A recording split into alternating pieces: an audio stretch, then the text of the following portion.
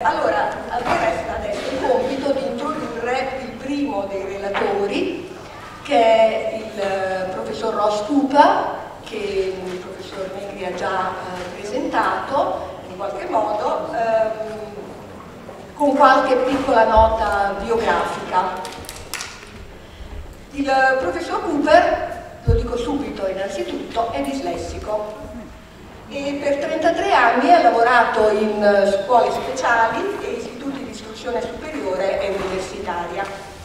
Nell'ambito della sociologia dell'educazione è stato anche presidente del corso di laurea magistrale in Adult Dyslexia, Diagnosis and Support, presso appunto la South Bank University.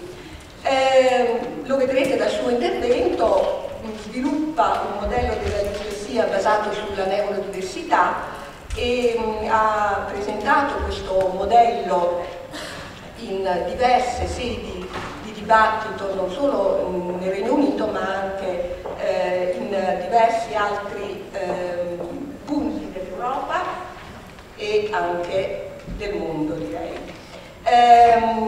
Ha presentato anche il manifesto olistico alla First Disability Identity Conference che si è tenuta presso la London School of Economics quest'anno. È presidente di varie associazioni interessate al problema e adesso siamo qui veramente curiosi di ascoltare quello che ha da dirci. Prego.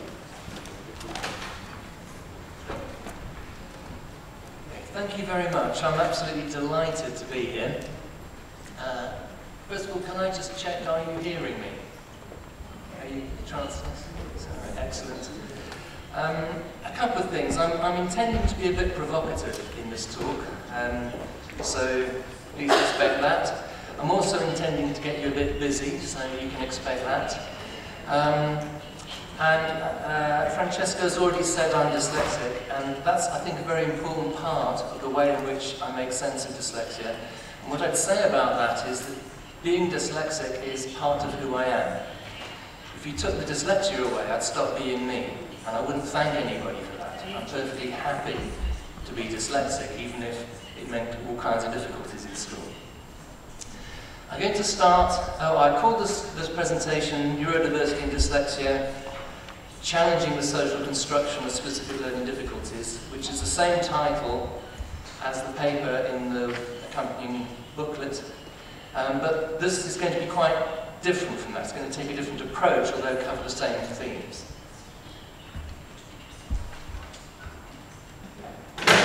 Okay, I want to start with an analogy, a metaphor, of the Procrustean bed.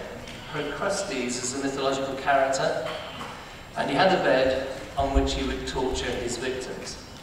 If they were too long for the bed, he'd chop bits off them, like you can see in this picture.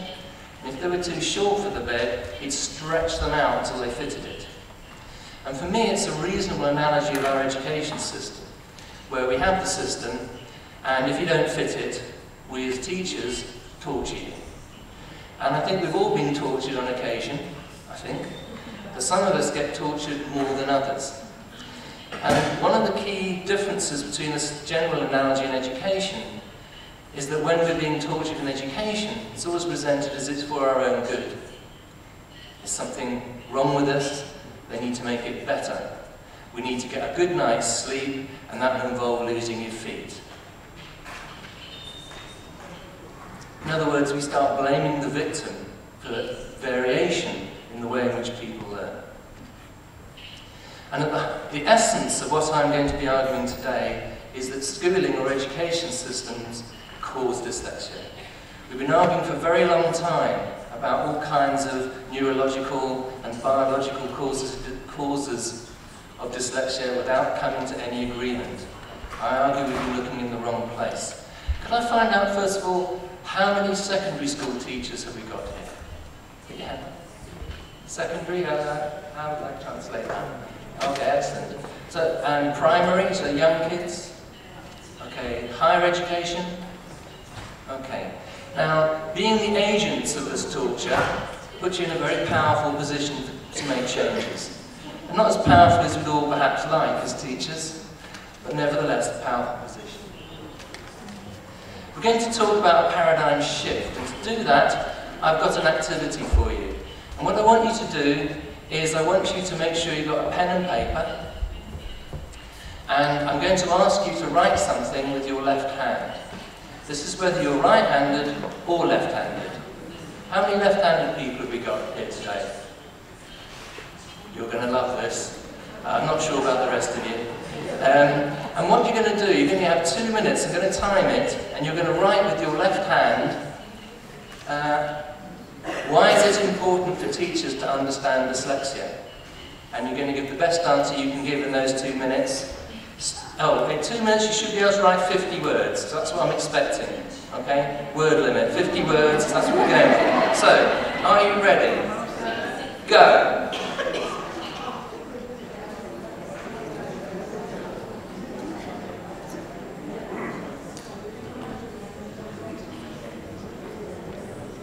Some people can write while they're talking, I don't know how you're managing that.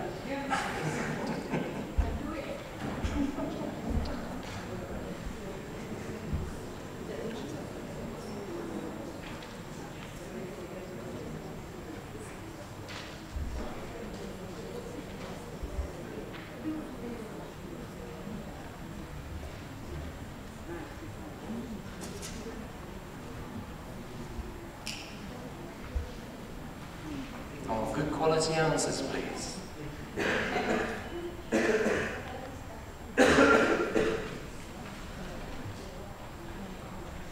You've had 1 minute. Plenty of time.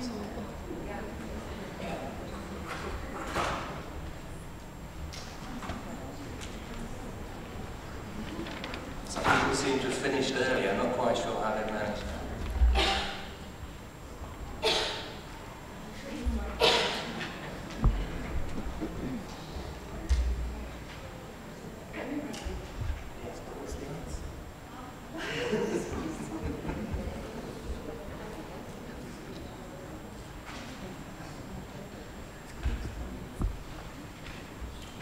We've got 30 seconds left. I want the answer, not just you writing this. Okay?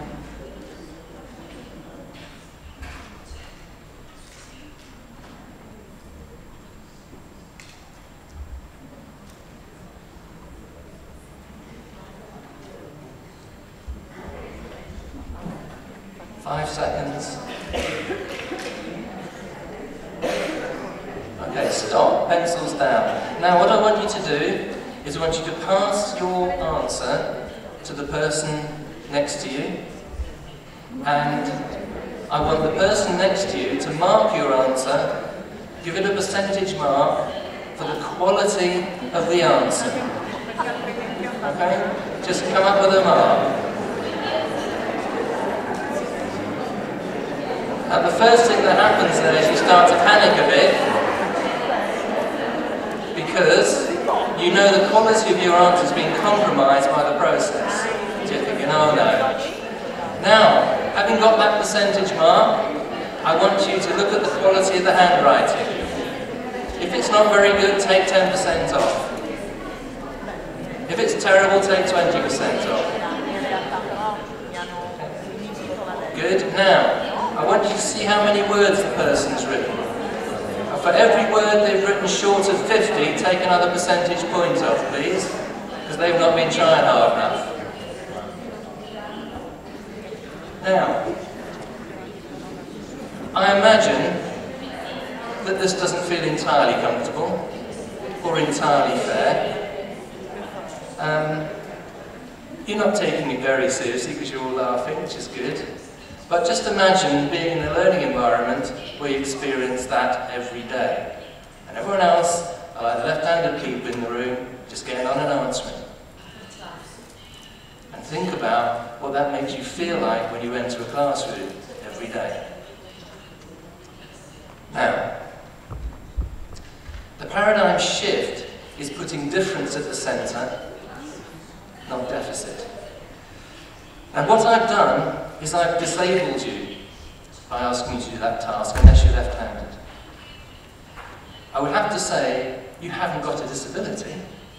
that you were disabled. In other words, if you're disabled, it's a verb, not an adjective. We've got linguists in the room. It's something that people do to you when it comes to dyslexia. Now, if we think about paradigms and we think about the solar system, we used to think the Earth was at the centre and you had all kinds of odd things going on. Like every now and again the planets would go backwards. And that didn't seem neat and tidy, and there's lots of controversy about why do these crazy planets start doing that? What is it about these planets that predisposes them to suddenly start going in reverse? And of course it's only when we put the sun at the centre we realised they weren't going in reverse at all. But it looked like they were going in reverse. And that's the same with dyslexia. It looks like somebody can't do something. It looks like a deficit. It's a deficit you can measure.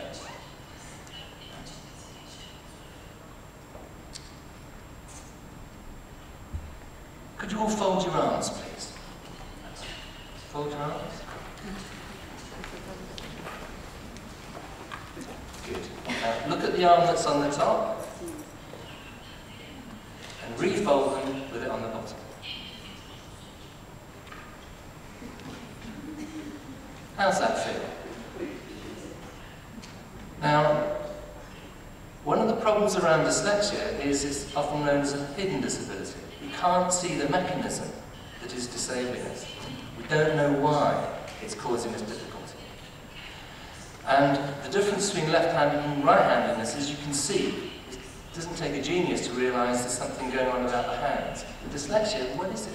What's going on? Why is this difficult for them? And think, oh, we don't know, they're just stupid, they just can't do it, there's something wrong with them, only we just don't quite know what it is. So let's just measure it and call it that. Okay, like a reading disability. So what I want to talk about today is how we're being disabled, why we're being disabled, and what next. And it's going to be a kind of whistle-stop tour. As we're in the city of San Siro, I thought I'd use a football analogy. And this is about learning to take a free kick. I realise that not everyone's a big fan of football, but if you're not, just bear with me. Now, if you take a free kick, what you've got to do is you've got to run up to the ball to get sufficient power on the kick. You've got to balance your momentum against the forward movement and the gravity and the resistance you get from the grass through your studs. It's a complicated process, not easy to do. And then, when you kick the ball, you have to give it a horizontal spin so that the ball doesn't just go in a simple direction, but it curves round, so it doesn't go straight to the goalkeeper. And on top of that, it's got to get above that wall. So you've got to give it a vertical spin, so it can go up and down, rather than just go over and miss the goal altogether. And you can explain this through Newton's laws of motion and mechanics. It can describe what is happening in great detail, but not what the footballer is doing, nor how it was learned. And one of the bizarre things about education is we think we can take people back to basics and it'll be easier for them. So you can get all the duffers, people who are rubbish at taking free kicks and they need some special education. We'll put them in a classroom and we'll teach them all about Newton's laws of physics, and we'll then take them out on the pitch. We'll get to practice horizontal spins and vertical spins. They can do lots of just running up and getting in position. But that's not how you learn to do it. By doing that, what we're doing is disabling the person. And complex activities like language and taking free kicks are learned by feel, and by doing, and by practice, not by theory. It's learned holistically. And yet we teach them sequentially. It's a very strange phenomenon. Whoops. Okay. What I'm going to do is, when we teach people things sequentially, we often discover that some people have difficulty with it, and we can narrow the difficulty down by difficulty with short-term working memory. So we're going to do a little activity. I want you to put your pens down, and I'm going to try my terrible, terrible Italian. I'm going to read out 7 numbers, and then when I finish reading them out, you're going to write them down in order. Okay? Let's go. Otto, tre, quattro, due, sei, cinque, sette. Okay, write those down in the right order.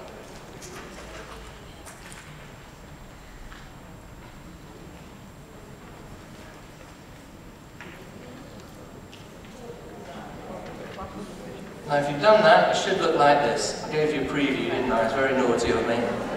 Now if you're paying attention, most of you could do this. Most people can remember 7 numbers plus or minus 2, so most of you could do this. Most dyslexic people can remember 5 numbers plus or minus 2. Most dyslexic people couldn't do that. Just 2 numbers different. Now, we're going to try this again, only this time we're going to look not at short-term memory, but at working memory. I'm going to give you another list of 7 numbers, and then you're going to write them down, starting with the last on the left-hand side, and going from left to right, going from last to first. Okay? No cheating, please. I'll be watching you. Here we go. Tre, sette, uno, nove, quattro, sei, due.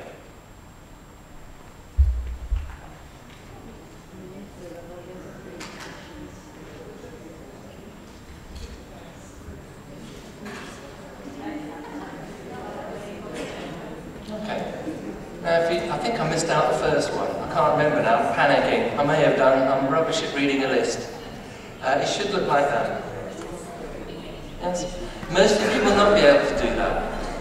Because most people can do numbers in reverse up to a maximum of 5 plus or minus 2. So some of you could do it, most of you couldn't.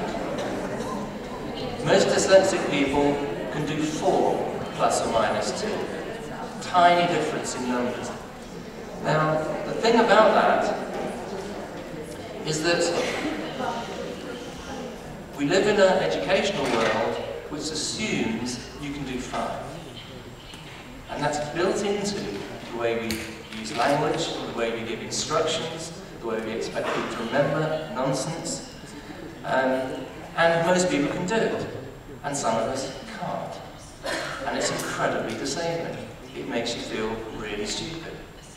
And the interesting thing for me is they've recently done some research with chimpanzees and discovered that chimpanzees are much better at this than human beings. Not actually with the auditory, but with the visual. How many people visualize the numbers? If you visualize instead of just the sound. Quite a lot of you. Most dyslexic people do that because they know they haven't a chance just by listening. But it's very common. So when we find that, we're using a standardized test, but it's not giving us standardized results because people are doing it differently.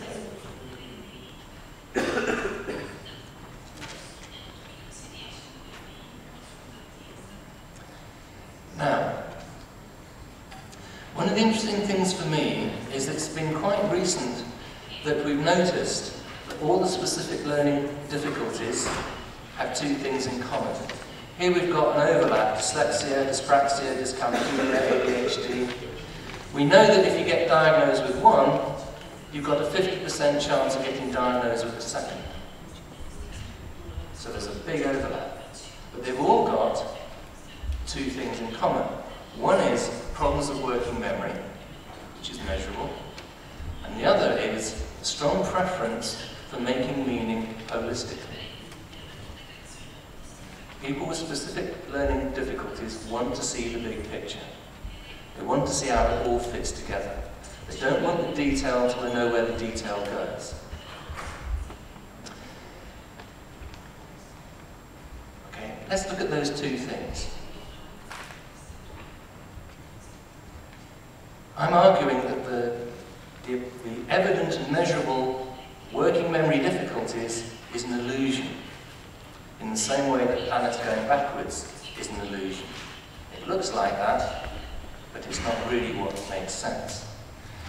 And if we make meaning sequentially, we make meaning by how one thing causes another, one thing happens after another.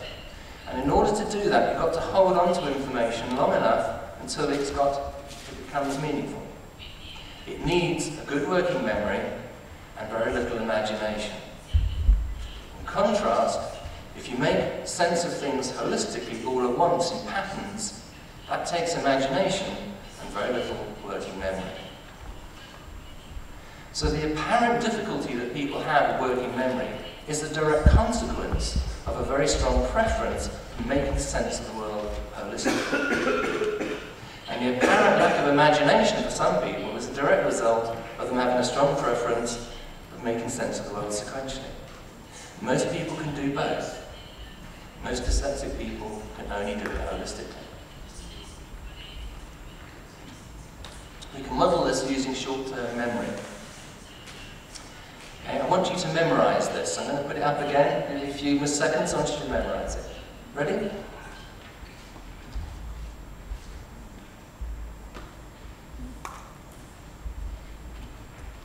Okay, put your hand up if you think you've memorized it all.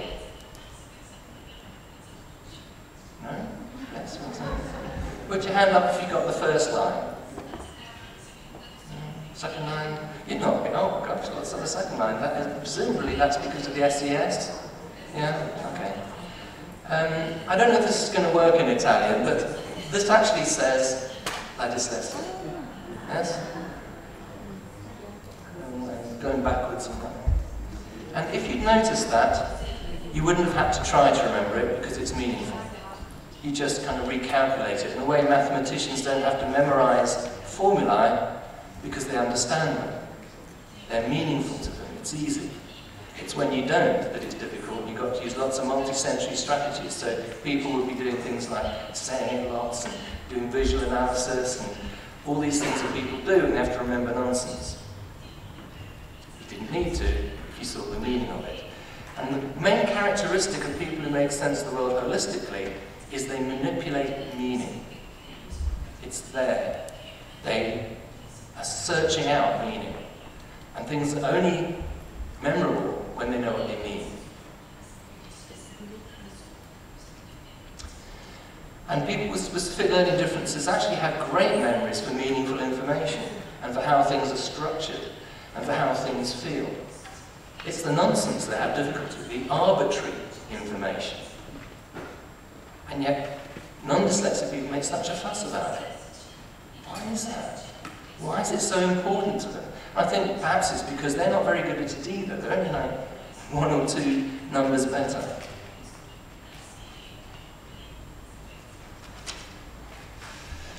This brings me on to the bagatelle model.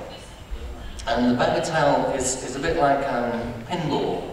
It's the old version, the mechanical version, where you fire balls into the bagatelle and they bounce around the pins and end up in slots. And for me, it's a good model of how people get diagnosed with a specific learning difficulty. My argument is we're fired into the bagatelle of life, and one of the ways in which we're different neurologically is the way in which we make meaning. And although most of us make meaning both holistically and sequentially, I'm interested particularly in those people who have a strong preference in making it holistically. And what happens is you're then expected to do all kinds of different things in the school in particular. And some of those create difficulties and some of those you find easy. And you have to make sense of that because there's no explanation very often for why you're good at this and bad at that. You've got to try and understand it. And so you reflect on that. And then you get all sorts of other people telling you what it means.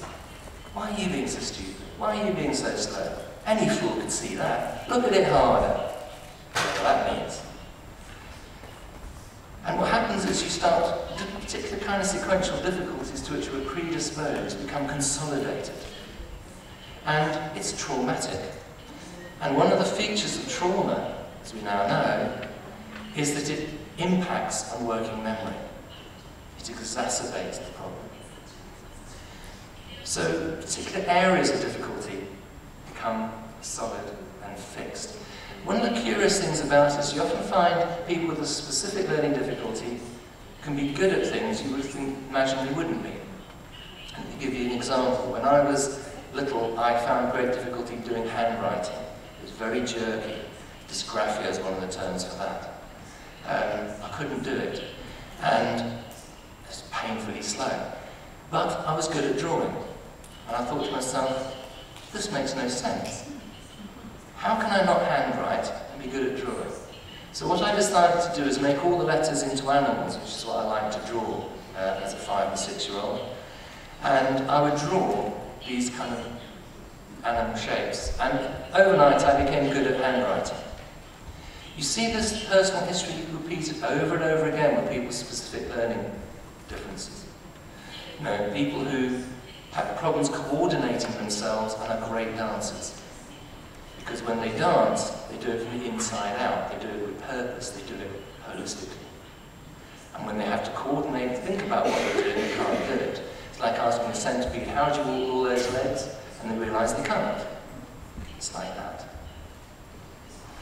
The difference between drawing and writing is that when you're writing, these are arbitrary marks that someone has made up, for no apparent reason. When you're drawing with purpose. You're doing it holistically. So you end up with one of these labels or more, but they're arbitrary. I'm arguing they're different expressions of the same essential difference, which is how you make meaning, and then how that takes shape within the context of schooling.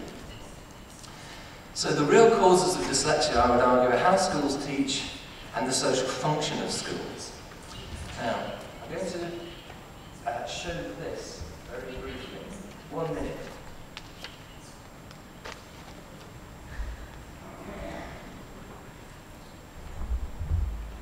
No sound.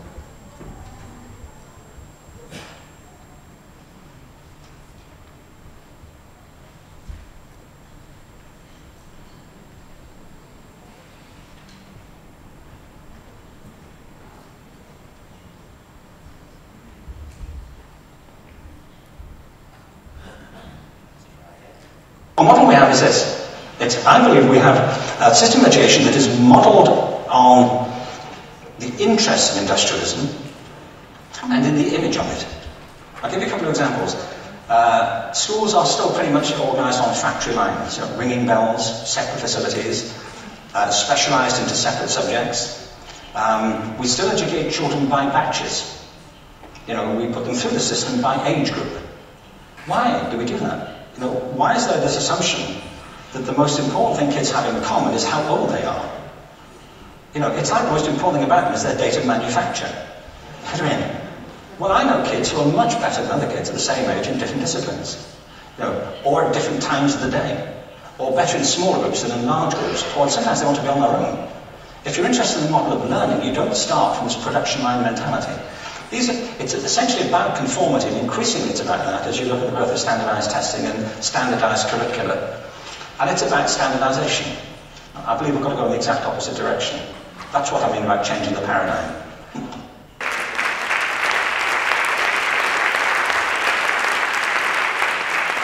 By controlling the rules of sequence and the boundaries we have to observe. How often do we get dyslexic kids in the classroom wanting to make connections across subjects?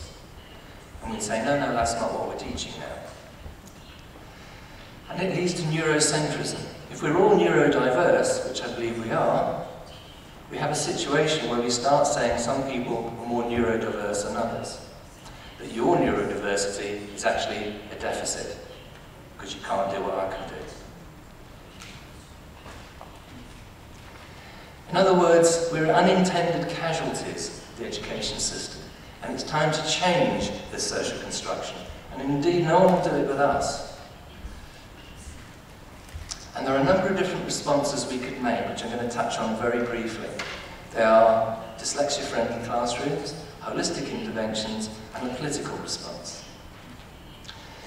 First I'm going to mention briefly is dyslexia-friendly classrooms, which are multisensory, about active learning, learning by doing, usually visual modelling, because most people who are holistic think visually, not verbally, and have to translate visual thinking into verbal, into streams of words. And this is important, but it also tends to approximate normal achievement, partly because, as Francesca said, it's not done very well in the classroom. It's kind of lip service paid to this.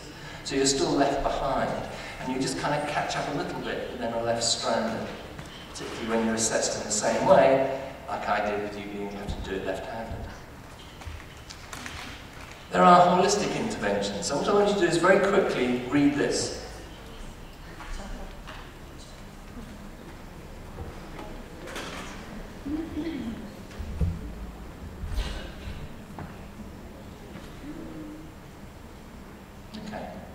We've got a nice definition of dyslexia there. It should look like that, of course.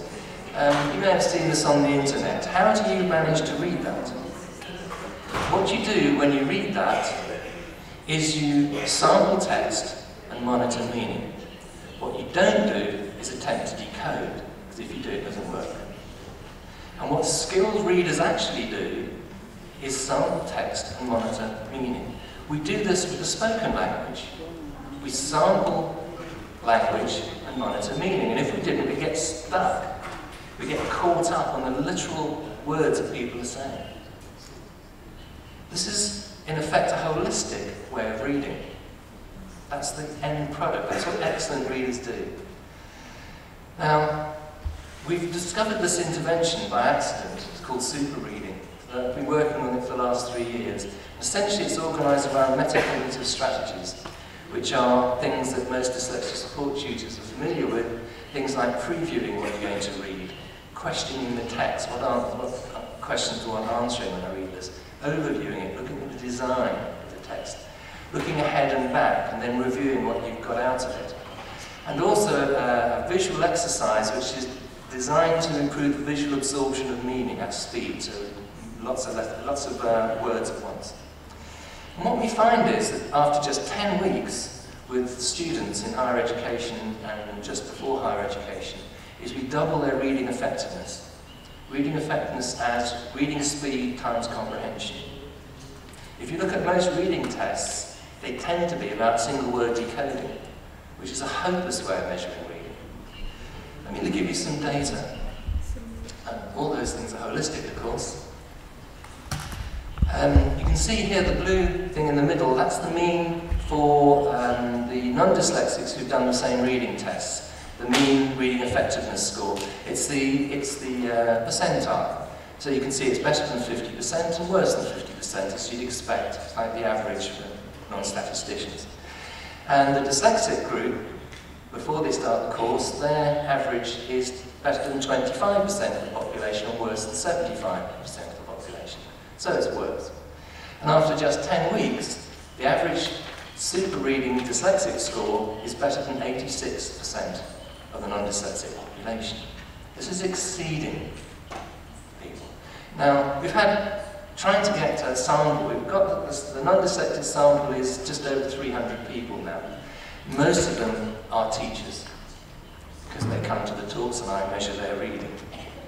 So in just 10 weeks, we take people who struggle to read and get them better than their own teachers. 10 weeks. It's nothing. It's extraordinary. It seems to me it's a very good indication that if we look at how people learn and make it possible for them to learn in that way, then they can be extremely good at it. A political response, very briefly. We talked about Francesca mentioned the holistic manifesto. It has principles, demands, and a vision. I'm just going to touch on the vision with you here. And what I would argue is that the future of the world depends on allowing us to be different and to learn and work differently. And if you stop that, you disable us. And there are lots of ways in which you can do that. It involves high interest learning, based on passionate interest, rather than an insistence on learning the basics. The reality is that most dyslexics learn to read when they're reading something they're passionately interested in, not by learning to decode. It involves flexible teaching that values purpose and personalised timing, things Francesca was mentioning, and ends the herding of children together by age to learn a national curriculum, which is disastrous for most dyslexics. It involves nurturing the free association of ideas. Encourage problem solving, thinking outside the box and the creation of solutions rather than limit academic study to the critique of others' ideas. Who ever thought that was a good idea? Well, I have to listen to what everyone else thinks about it before I can come up with an idea that's valued. That's only going to prevent me thinking of something new, isn't it? We live in a paradox, to conclude. On the one hand, we are humiliated, categorized, mislabeled, psychologized, patronized, invalidated, bullied, medicated, outcast, and imprisoned. We know that 40% of the prison population is dyslexic. If we add in dyscalculic ADHD in particular, the mental health difficulties that people have as a result of these interactions, we're talking much larger percentages than that. In a word, we are disabled. And yet, if society wants someone who's really good at doing something rather than talking about it, whether it's science, sport, ICT, mathematics, leadership, comedy, acting, business, entrepreneurs, problem solving, creative arts and architecture, they usually come to us. This is madness. What do we think we're doing? So, I hope I've been provocative. I hope that you've got some insight into how I think we're disabled, why we're disabled, and what can be done about it. I'd like to finish with a quote from Einstein, who said that we're all geniuses, but if you measure a fish by its ability to climb a tree, it'll go through its whole life thinking it's stupid. It's time we change that, isn't it? Okay, thank you.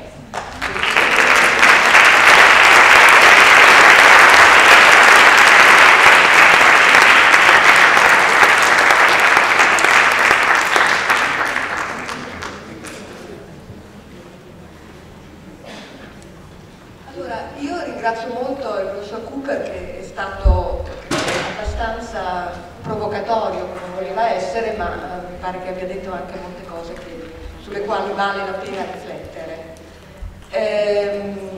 Adesso c'è uno spazio per delle domande, se volete. Le domande le potete fare in italiano perché il professore le riceve poi in inglese, quindi chi vuole intervenire.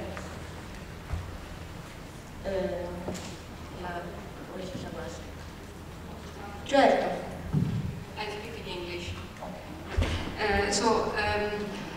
Beyond dyslexia, there are oral language deficit, SLI, called specific language impairment, and in many cases, if not in all cases, children with specific language impairment have become dyslexic. Now, you focused on the social and cultural dimension of dyslexia, but I don't think that you can apply your criticism of the educational system to the learning of oral language. So it suggests that there is the society magnify a problem that is genetic in nature. And then I have another suggestion as an experiment, probably. You stress the fact that if you learn holistically, visually, you improve the learning of dyslexic people. But then I wonder, how do they do with sign language, which I think is more holistically and visually certainly. Okay, fantastic. Okay. I did focus on schools primarily. However, for most people with specific learning differences, language, their first language is a foreign language. You have to learn how to make sense of language in terms of other things. So, for most of us, language means nothing until we can visualize it. And when we're trying to speak language, we're translating visual images into language, which doesn't happen easily. Because if you, for example, look at the face, it doesn't have a beginning, middle, and end. You have to provide an organizing principle to translate that into a linear stream of language. Okay? So it doesn't just start in school, it starts with language. However, schools consolidate the problem because that's the first time you issue explicitly measured against other people. Okay? There are other things which are precursors to a diagnosis of dyslexia and the dyspraxia. One of those is not crawling. So we know there's all kinds of predictive looking puzzle. If you have a baby that doesn't crawl, it's very likely to end up being dyslexic. And it's to do with the coordination of the left and right hemispheres of the brain and the sequencing and integration of that process. So there are all kinds of complicating issues around this. And what I try to do is focus on a central difference which explains most of it, in my view.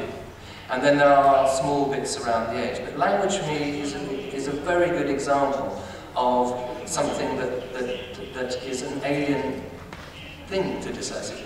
For example, I was very late to speak. I could mimic people in marketplaces very well before I could speak. All the kind of that aspect of language I was very good at. It was the sequencing of vocabulary, distinguishing between one word and another, or one sound and another, that I had difficulty with. So you're absolutely right, it is a problem, but I think it's explained by the same difference. The second thing was the deaf and sign language. And again, this is very interesting. I spent several years thinking that the critical difference for dyslexic people, because I was focused on dyslexia rather than neurodiversity in general, was the significance of visual thinking rather than verbal thinking. And at that time I spent some time talking to people who were deaf and also the sign language teachers, because we find that people who are deaf usually think visually, particularly if they were born deaf. And so in terms of learning style, cognitive style is very similar to dyslexic people, quite the opposite to people who are born blind. And so I think, again, that's a very interesting thing, and I don't know enough about it to be able to explore that more, but I think it is a really interesting observation.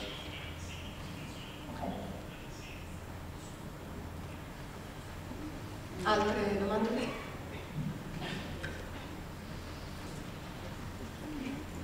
Okay, first of all, thank you very much for your talk, which has been very provocative and I would say stimulating as well. I'm personally involved in dyslexia because I've got a child who's just 11, who's dyslexic, and has been recently diagnosed with.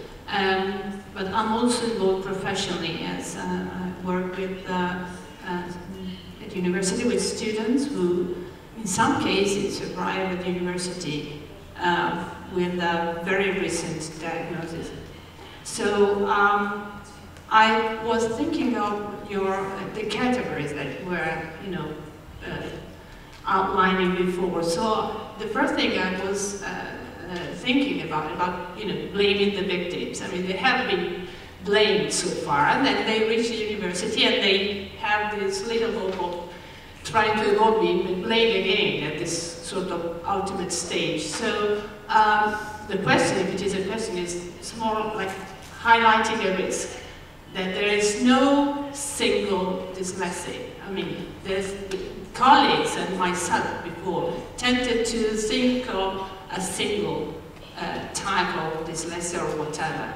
I mean, there are no one single thing. So the extra problem is that you have to deal with persons who have a full range of difficulties. So this is an extra problem we should probably focus on. I'm learning it now, but I think that's quite a long way to, to reach some objectives. That's it. I seem to have missed the question. No, I mean, the question is if you have any possible suggestions about how to give more insights about this. You have your personal background, you have carried out researches about this, so I just wonder if you have some insights to share about how to deal with this. Okay. That's a very big question. There are lots of practical strategies, and I tried to mention some in my talk, but I think that the fundamental thing is that if people feel disabled, that is, they feel there's something wrong with them, that inhibits their ability to do well.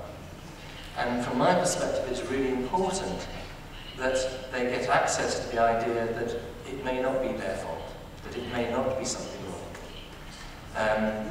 That actually they need to think about what works for them and what has worked in the past. And you'll find that lots of dyslexic people are good at things that they don't know are better than other people.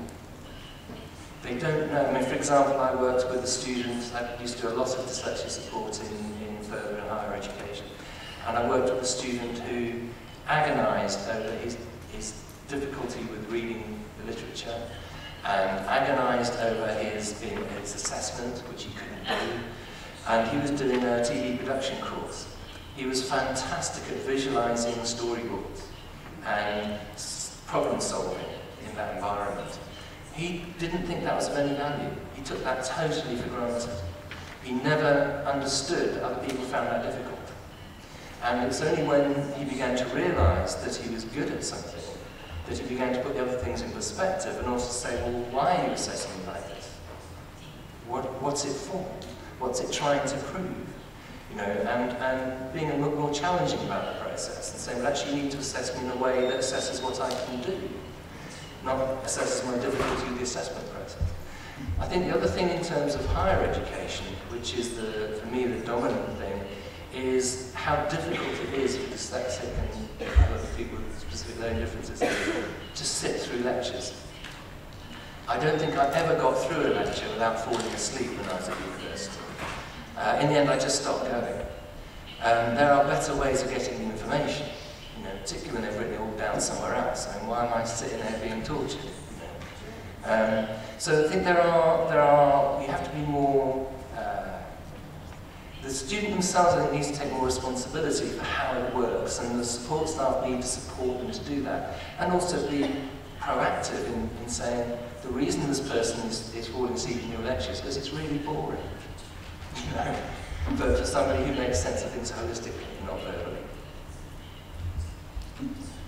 Now, the other thing, so I just meant very quickly, assistive technology can be fantastic if it's done properly. It's often not done properly and it just becomes a huge mess, but if it's done properly, it's wonderful. Questo punto è amplissimo perché apre tutto poi l'aspetto applicativo, no?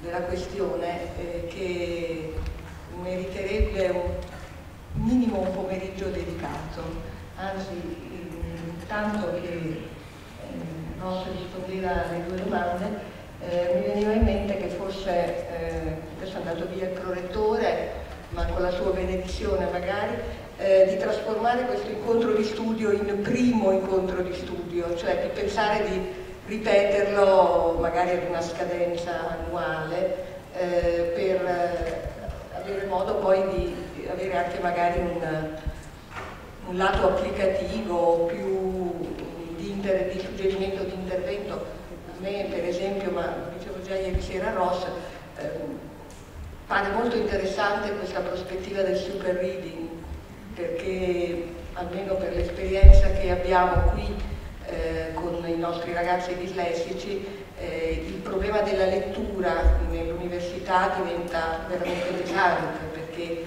aumenta moltissimo la quantità di testo da dover leggere, il numero di libri necessari per la preparazione degli esami, con un aggravante rispetto alla scuola, che la scuola bene o male la gran parte, se non la totalità del programma è spiegata in classe, quindi c'è anche quel rapporto diretto, culturale, dialettico con l'insegnante, cosa che nell'università c'è molto meno. E quindi io vedo che i nostri ragazzi hanno proprio questa difficoltà di accedere all'informazione supplementare rispetto a quella ricevuta a lezione e quindi dover leggere proprio un certo numero di pagine. Per cui quello per esempio mi sembra un'area, insieme alle tecnologie che Ross citava alla fine, mi sembra un'area di grande interesse che varrebbe la pena sviluppare. Se c'è un'altra domanda veloce, ce ne sono due, se sono rapide le prendiamo perché poi cercheremo di recuperare sulla pausa. Okay, I teach in al liceo linguistico, and we are having problems with dyslexic people who are learning 4 languages at the same time. So we are really discussing what strategies we can use.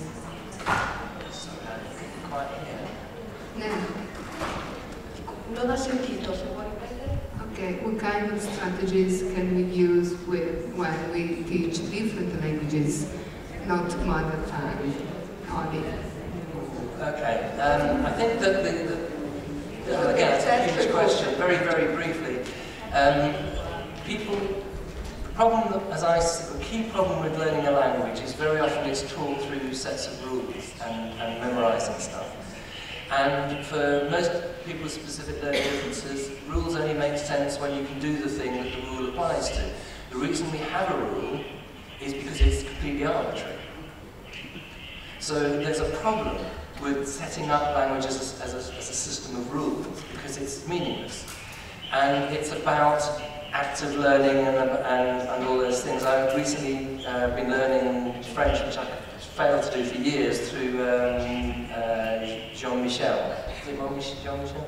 That whole active learning process where you engage with it and speak it, and rather than try and learn it on paper. But really, that's not an area of my expertise at all.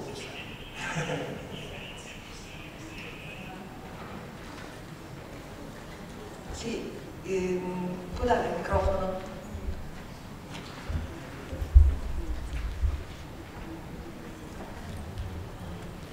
Just a clarification. I'm asking which was the dependent variable of the graph you showed in your presentation. There was a graph about normal readers, dyslexics, and super reader dyslexics. I'm asking whether, well, the dependent variable is comprehension, proficiency, or accuracy, or speeding, well, reading time. So, okay. Yes. The measurement is words per minute. I see.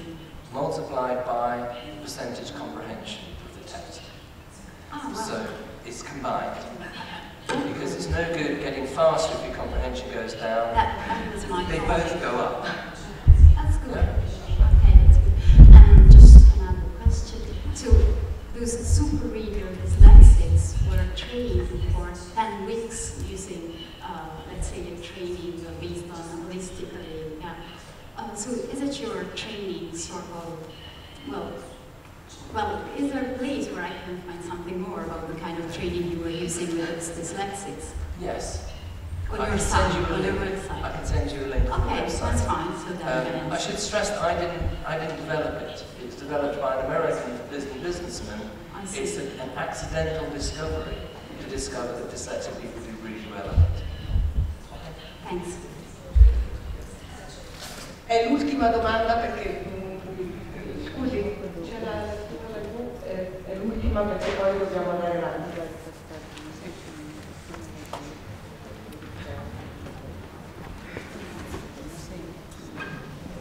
Io ho ravvisato una contraddizione, magari lei mi dice se sbaglio, ma nel momento in cui questo intervento viene fatto in classi speciali, come facciamo a pensare che noi docenti si possa rivedere le nostre metodologie? Perché le faccio questa domanda perché in Italia l'integrazione degli alunni disabili nelle classi con i non modotati è stata una conquista di civiltà enorme, una lotta lunghissima.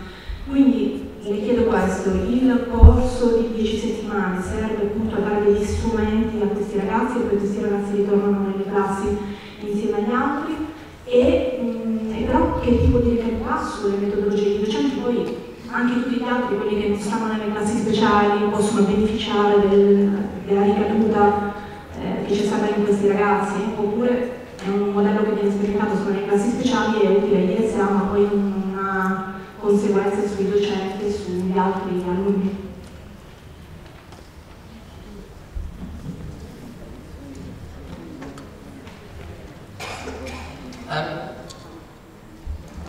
Very briefly, super reading involves 6 taught sessions, which are spread out over 8 to 10 weeks. So in its simplest form, it's once a fortnight for 2 to 3 hours, and it's with a group of students. And what you teach in that time is how to do different kinds of reading, previewing, and so on. You also teach people to do this eye exercise.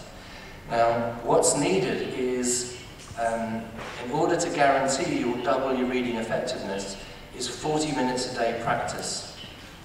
And we provide materials for that, which organises the text in a way that allows you to do this eye exercise.